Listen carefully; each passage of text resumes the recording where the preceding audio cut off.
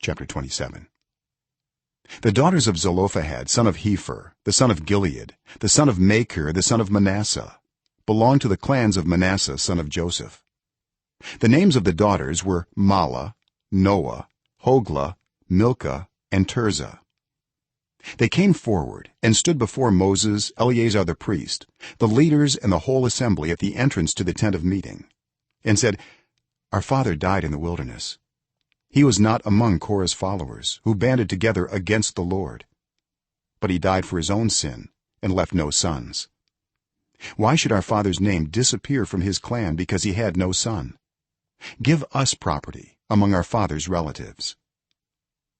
So Moses brought their case before the Lord, and the Lord said to him, "What Zelophehad's daughters are saying is right.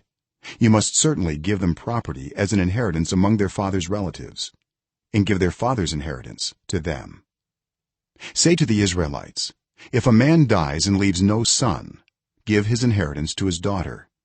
If he has no daughter, give his inheritance to his brothers. If he has no brothers, give his inheritance to his father's brothers. If his father had no brothers, give his inheritance to the nearest relative in his clan, that he may possess it. This is to have the force of law for the Israelites, as the Lord commanded Moses." Then the Lord said to Moses, "Go up this mountain in the Abarim range and see the land I have given the Israelites. After you have seen it, you too will be gathered to your people, as your brother Aaron was. For when the community rebelled at the waters in the desert of Zin, both of you disobeyed my command to honor me as holy before their eyes. These were the waters of Meribah Kadesh in the desert of Zin."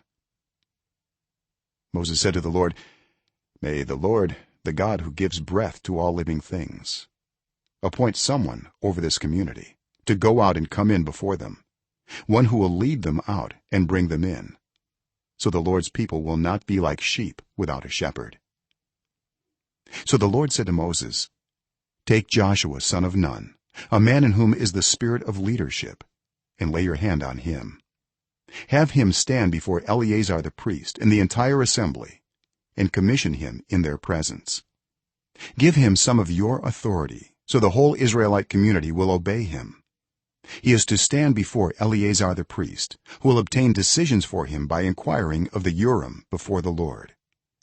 At his command he and the entire community of the Israelites will go out, and at his command they will come in."